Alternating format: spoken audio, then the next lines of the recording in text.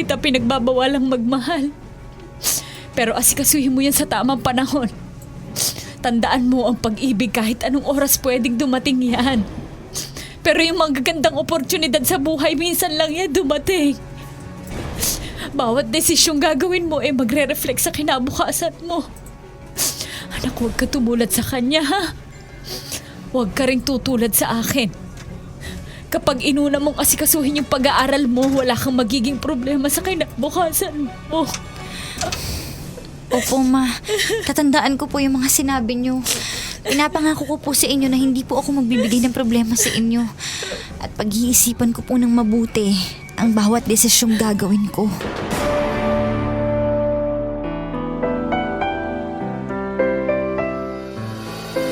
Ang bawat isa sa atin ay may sariling opinyon at kuro-kuro sa anumang drama meron ang buhay. Sa TLC, The Drama Special Interactive, aming pakikinggan ang gustong sabihin ng inyong puso't isipan. TLC, The Drama Special Interactive. Involved ka dito.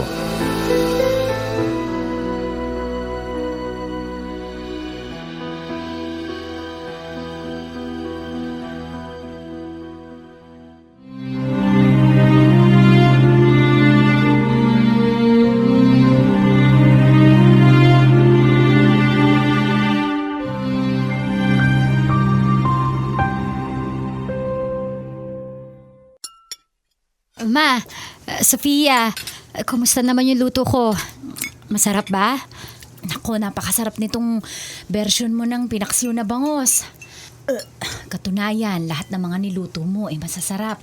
Madali kang matuto, Rose. Napabilib mo ko. Buti ka pa, Ate Rose. Marunong ka na magluto. Ako, kahit ilang beses akong tinuturuan ni Mama, hindi ko magets magluto ng masarap. Ayaw sa akin ng kusina. Huwag ka mag-alala, Sofia. Konting tiyaga lang, matututo ka rin magluto tulad ko. Alam mo anak, madali lang naman ang magluto. Hindi bale, matututo ka rin ha. Basta magkaroon ka lang ng determinasyon at mahabang pasensya. Sana nga talaga maging kasing husay mo din ako, ate. Since marunong ka na magluto, pwede ka na mag-asawa, ate. Hoy! Anong asa-asawa? Tigilan nyo nga yan. Ang babata nyo pa. Ikaw, Rose, ayoko mo nang mababalita ang mag-aasawa ka na ha. Tapusin mo yung pag-aaral mo. Opo, Ma. Pag-aaral ko po muna ang iintindihin ko. Ay, naku, yung mga lalaking yan. Sakit lang po ng ulo yan, no? Mabuti naman kung ganoon. Ikaw, Sofia, tularan mo yung kapatid mo. Pag-aaral muna bago love life na yan. Hay nako, ewan ko po sa inyong dalawa ni Ate Rose. Hindi naman lahat ng lalaki katulad ni Papa na irresponsable. Sofia, hindi ko naman kayo pipigilan ng ate mo na mag-asawa. Ang sa akin lang, mag-asawa kayo sa tamang edad. Pag tamang panahon na, huwag kayong tumulad sa akin. 16 pa lang ako nung minahal ko yung papa mo. Tingnan nyo naman yung nangyari sa akin, di ba? Puro problema lang ang binigay sa akin ng papa nyo. Ma, alam ko po yun. Kahit di nyo nasabihin sa akin, iuunahin ko muna yung pag-aaral ko kaysa pag-aasawa. Sa tono pa lang ng boses mo, parang gusto mo na mag-asawa. Ay naku, Sofia, wag mong kakalimutan yung mga pangaral ko sa inyo ng Ate Rose mo. Naku, tigilan na natin yung usapang asawa na yan, ha? Dali, tuloy na lang natin yung pagkain natin. Sige na.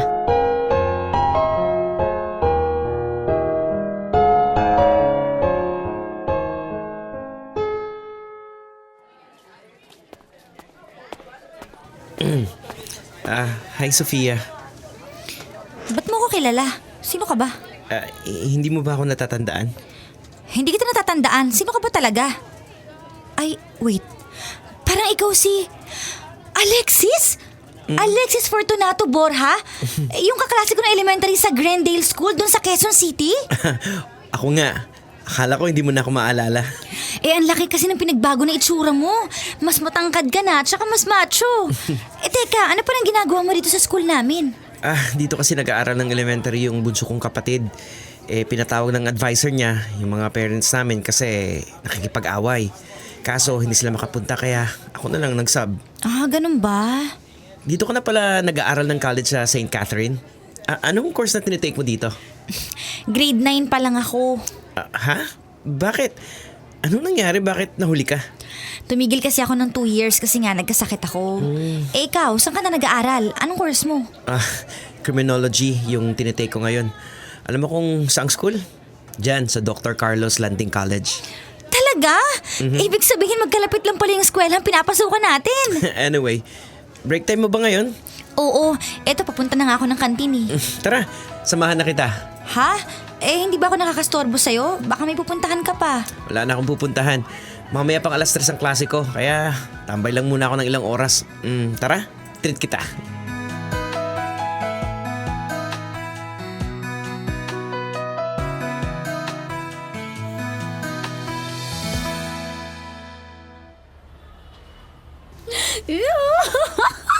Huli ka! Ano ba, Sofia? Sino yung kachat mo sa messenger at kinikilig ka dyan? Boyfriend mo? May boyfriend ka na? Huwag ka nga maingay dyan. Baka marinig ka ni Mama. Uy, may boyfriend ka na! Mama! Ano ba? Sinabi nga huwag ka maingay eh. Tsaka huwag kang makialam sa akin. Pero sabi ni Mama, bawal pa tayo mag-boyfriend. Huwag kang makialam sa akin kasi ako, hindi kita pinapakialaman, di ba? At tsaka huwag kang magsusumbong kay Mama kasi kung magsusumbong ka, naku, lagot ka talaga sa akin. So, boyfriend mo nga yung kachat mo? Ewan ko sa'yo, get lost!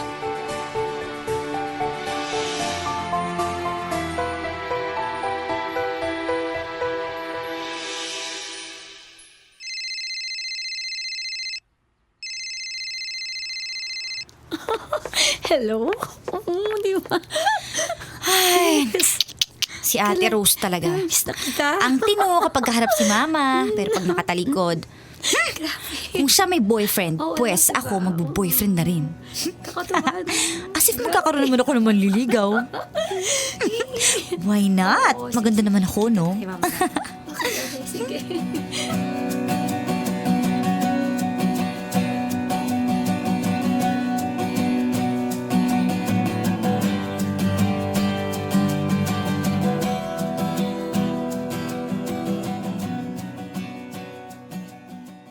Aba, si Alexis yung nakatayo sa labas malapit sa guard, ah. Baka susunduin yung kapatid niya. Pero lapitan ko na nga din. Sofia! Oh, Alexis! Susunduin na ba yung kapatid mo? Oo, sana kaso nag-text sa akin na meron daw silang meeting sa drama club ngayon hanggang 4 p.m. ata. Kaya tamay na lang muna ako dito. Pauwi ka na. Oo, sana. Samahan mo muna ako. Kung okay lang sa'yo at wala ka namang ibang pupuntahan, doon tayo sa fast food tumambay. Ililibre na rin kita. Sige, samahan mo na kita. Let's go. Tara.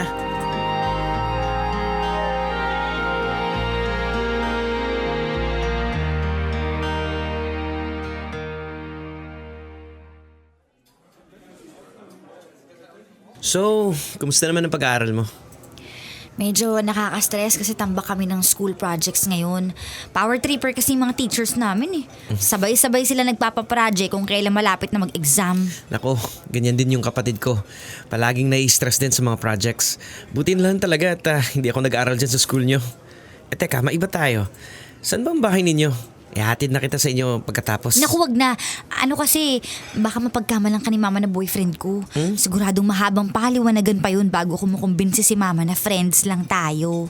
Looks like ayaw ng mama mo na magkaroon ka ng boyfriend ah. Saklap. Alam mo ba, ganyan din yung mama ng girlfriend ko. Ha? May girlfriend ka na? Oo, 2 years na kami pero magkaiba yung school na pinapasukan namin. At saka isa pa, patago yung relationship namin. Ayaw kasi ng mama niya na magka-boyfriend siya habang nag-aaral. Ganun ba? Are you okay? Baka may makakita sa'yo na kakilala ng girlfriend mo na may kasama kang ibang babae. Don't worry, hindi naman silosa yung girlfriend ko. Kahit na. Baka malagyan pa na mali siya yung pagsama mo sa akin.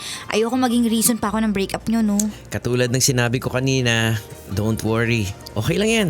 Basta wala tayong ginagawang masama.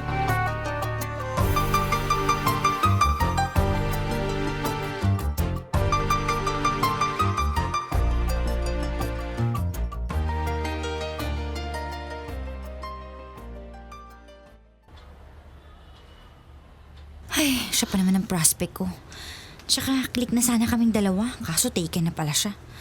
Sayang na sayang. Anong sayang, ha? Ano ba, Ate Rose naman? Ginulot mo naman ako, kainis ka talaga. May pa-prospect kapag nalalaman dyan. Ikaw ha, matikas din ang ulo mo tulad ko. Sandali ate, aalis ka? Bis na bis ka yata. Alis nga ako.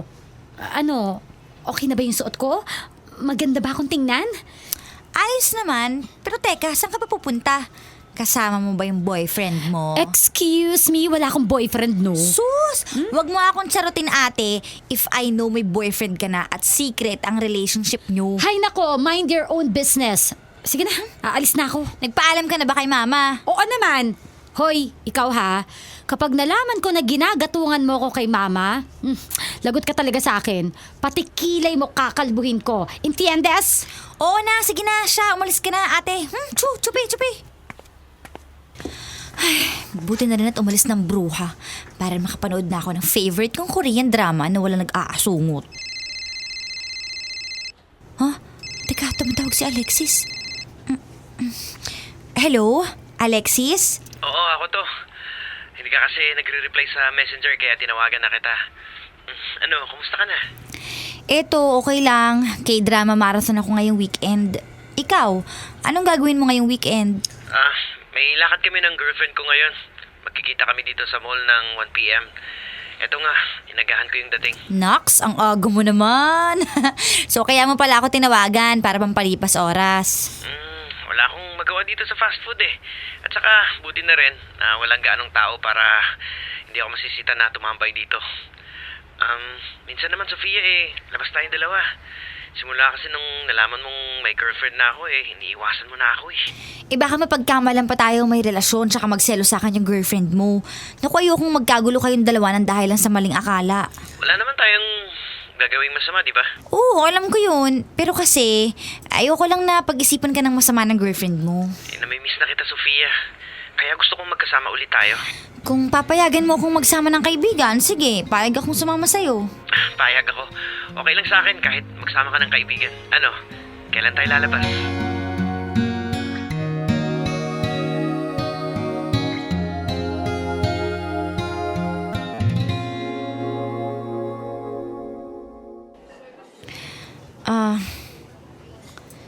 Grabe, ang tagal ni Karina. Usapan namin alas 12 magkikita pero wala pa rin hanggang ngayon. Mukhang naunahan pa siyang dumating ni Alexis Ay naku, babae yun talaga kahit kailan. Sofia, Oh, Alexis, ang aga mo naman. ikaw ang maaga sa usapan. Anong oras ka pa naghihintay dito? 11:30 pa ng umaga, dito na ako. Si Karina kasi hinihintay kong dumating, sasama siya sa atin. Ganun ba? Oh, bakit? Nag-message sa akin si Karina. May emergency daw sa kanila ngayon. Di na raw daw siya matutuloy. So, tayong dalawa na lang kung ganun? Ano pa nga ba? Sofia, huwag ka sanang maasiwa kapag kasama mo ako ha. Oo naman. Ba't naman ako maasiwa sa'yo? Hindi ka naman pangit o mukhang rapist. Akala ko kasi, anyway, nag-lunch ka na ba? Hindi pa.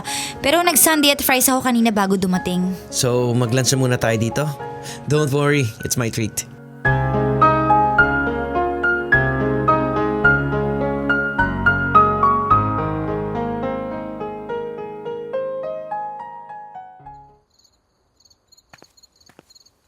Alexis, dito mo na lang ako ihatid. Madilim na.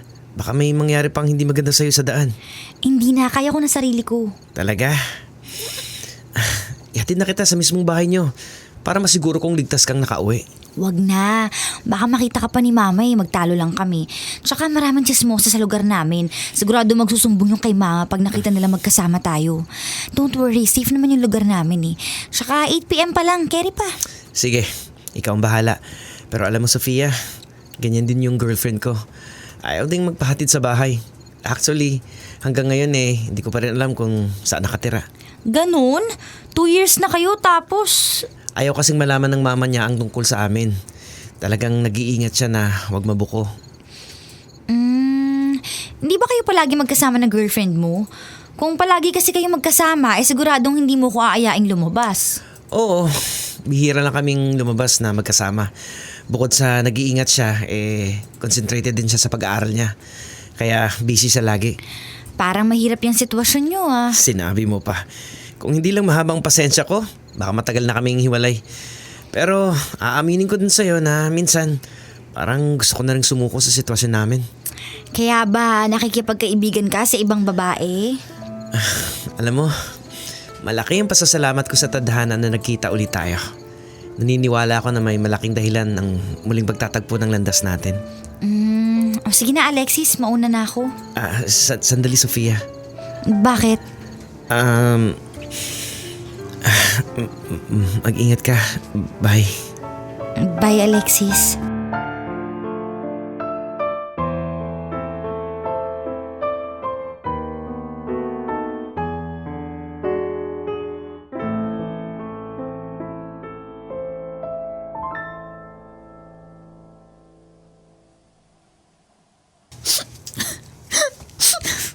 Ate Rose, umiiyak ka ba? Wala kang pakialaman, matulog ka na. Ikaw naman ate, gusto ko lang makatulong sa'yo. Wala ka maitutulong sa akin, kaya pwede ba? Tigilan mo ko at manahimik ka na lang dyan. Okay, fine. Rose! Sofia, hali kayo dito! Kailangan ko ng tulong nyo, dali! Opo ma, papunta na po!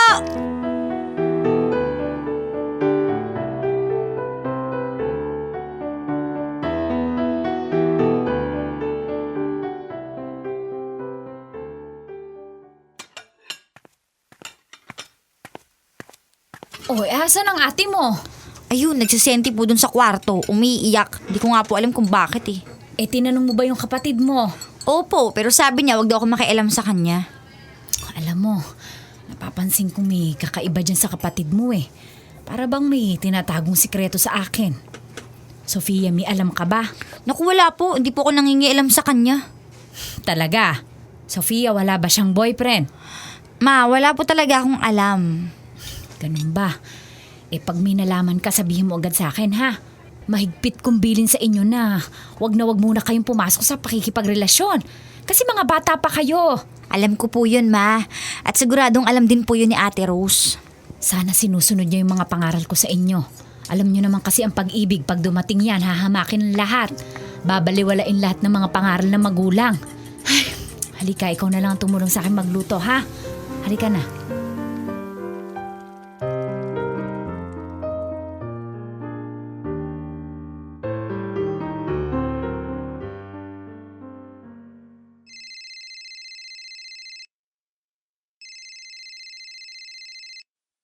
Hello, Alexis? Sofia, nandyan ka pa ba sa loob ng school? Oo, palabas na ako. Nandito kasi ako sa labas. Kanina pa kita hinihintay. Ganun ba? O sige, eto na ako, malapit na ako sa guardhouse. Natatanaw na kita.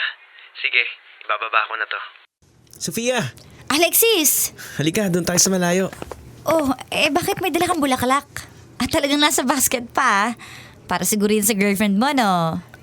Hindi. Para sa'yo to. Ha? Talaga? Bakit mo ko binibigyan ito? Wala lang. Anong wala? May ibig sabihin kaya binibigyan mo ko nito. May hint ka naman siguro kung anong meaning niyan. Bakit di mo sabihin sa akin ng diretso? I like you, Sofia. I think I'm in love with you. Totoo ba? I mean, paano na yung girlfriend mo? Hiwalay na kami. Wait, ako man dahilan ng hiwalayan nyo? No, we broke up kasi iba ang priorities niya sa buhay. Siya mismong nakipaghiwalay sa akin. Bukod sa alam niyang may iba na akong mahal. I'm sorry Alexis, pero hindi ko matatanggap. Please, Sofia. Tanggapin mo na to. At saka totoo yung sinasabi ko. Mahal kita. Hindi ako nagbibiro. Ikaw, ano bang nararamdaman mo para sa akin? Aaminin ko sa'yo na espesyal ka sa akin. Pero pagmamahal, hindi ko pa sigurado sa ngayon eh. Pag-iisipan ko muna to, Alexis. Lalo na't susuwayin ko yung utos sa akin ng mama ko. Sana bigyan mo ko ng panahon. Oo naman. Bibigyan kita ng panahon. Pero tanggapin mo na sana to. Tatanggapin ko to, pero Alexis, bakit nasa basket? Siyempre, para pwede mong iuwi na hindi nagsususpecha yung magulang mo. Pangako, Sofia.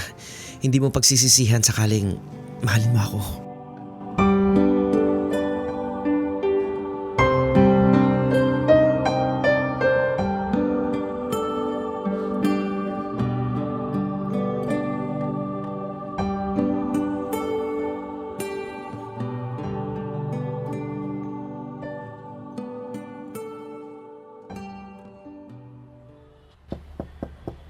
Ate Rose, kakain na daw, sabi ni nanay.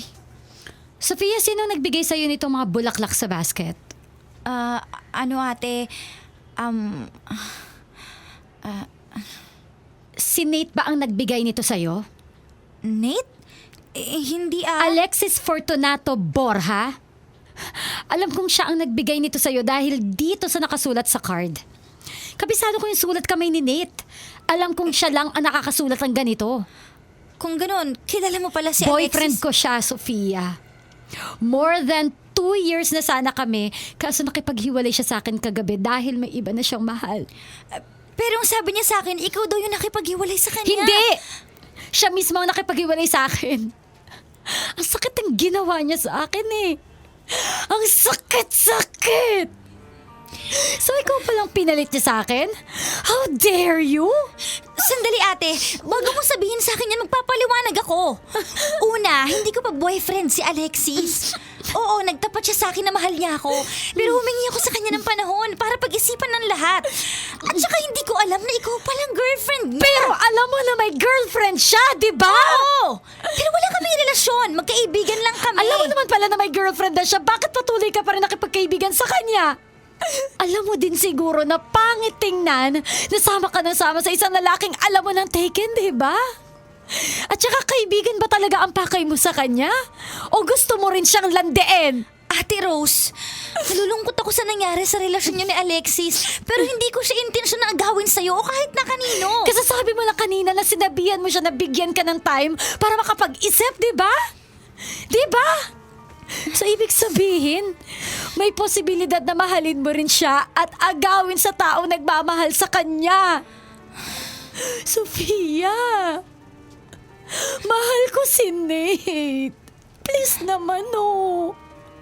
Huwag mo naman siyang agawin sa akin. Ate Rose, Ano bang mas mahalaga sa'yo, ha? Yung pagiging magkapatid natin, no, si Nate. Mag-isip ka, Sofia. Mag-isip ka.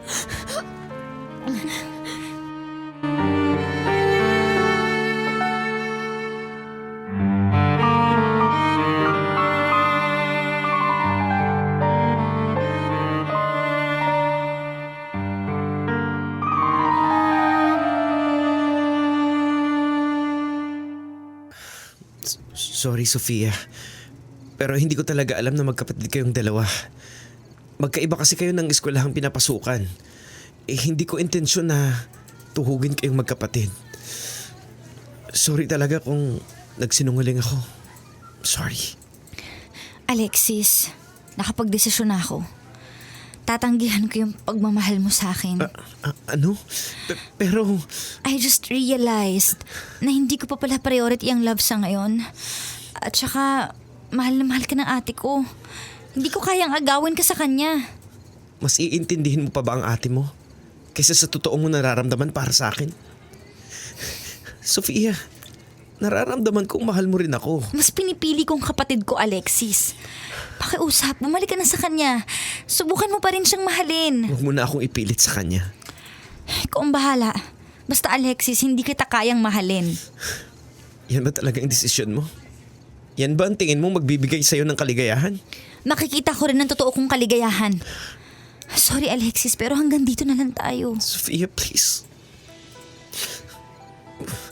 Baka pagsisihan natin to sa bandang huli. Bibigyan pa uli kita ng panahon para makapag-isip. Maghihintay ako sa iyo, Hindi Sofia. na kailangan.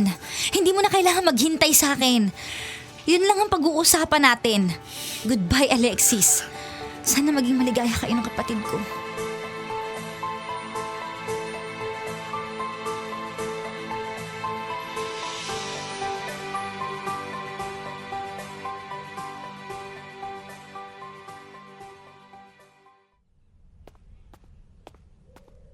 Andito ka na pala, Sofia. Oh, ma, mukhang problemado kayo ha. Ano po ba nangyari? Halika, maupo ka dito, anak. Ang ate Rose mo, binigyan ako ng malaking problema. Buntis ang kapatid mo. Ha? Ano po? Talaga po? Kanina ko lang nalaman eh. Inamin sa akin ng ate Rose mo na pinikot niya lang yung boyfriend niyang si Nate. Mapipilitan si Rose na tumigil sa pag-aaral. Nakakalungkot naman balita yan, Ma. Kailangan mapanagutan ng ate mo. Kailangan pakasalan siya ng lalaking nakabuntis sa kanya. Nakausap niyo na po ba si Alexis? O si Nate? Tipe. Pero sabi sa akin ni Rose, mukhang bukas naman yung lalaki na pakasalan ng ate mo. Pero Ma, kung ipapakasal niyo si ate sa boyfriend niya, baka magkaroon lang sila ng mas malaking problema. Yun nga ang iniisip ko eh. Mukhang hindi kasi siya mahal ng boyfriend niya. Para bang napipilitan lang siyang panagutan yung kapatid mo. Diyos ko, ito yung kinakatakot ko, anak. Baka maulit sa ate mo yung nangyari sa amin ng papa mo. Eh yun naman pala, May. Ayaw niyang matulad si Ate Rose sa inyo. So bakit niyo pa rin ipapakasal siya sa lalaking yun? Anong gusto mong mangyari sa ate mo? Ang maging disgrasyada? Tapos yung pamangkin mo, bastardo? Eh ano naman po? Ma, alam niyo naman pong mahirap kasamahin ang asawa mong wala namang pagmamahal sa'yo. Bakit kasi kayo mga kabataan ang hirap pangaralan? Mahilig pumasok sa gulo. Ikaw, Sofia, baka naman tutulad ka rin sa ate mo, ha? Pakiusap lang, mag-isip ka naman mabuti bago ka gumawa ng desisyon. Ma, wag po kayo mag-alala. Hindi po ako tutulad kay Ate Rose. Basta anak, hindi kita pinagbabawalang magmahal. Pero asikasuhin mo yan sa tamang panahon. Tandaan mo ang pag-ibig kahit anong oras pwedeng dumating yan. Pero yung magagandang oportunidad sa buhay, minsan lang yan dumating. Bawat desisyong gagawin mo magre-reflect sa kinabukasan mo. Hindi ko binababa yung kapatid mo pero anak, huwag ka tumulad sa kanya, ha? Huwag ka rin tutulad sa akin. Kapag inuna mong asikasuhin yung pag-aaral mo, wala kang magiging problema sa kinabukasan mo. Opo, Ma. Tatandaan ko po yung mga sinabi niyo. Pinapangako ko po sa inyo na hindi po ako magbibigay ng problema sa inyo. At pag-iisipan ko po ng mabuti ang bawat desisyong gagawin ko.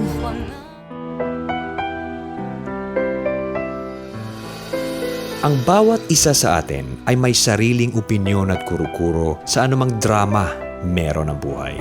Sa TLC, The Drama Special Interactive, aming pakikinggan ang gustong sabihin ng inyong puso't isipan. TLC, The Drama Special Interactive. Involved ka dito.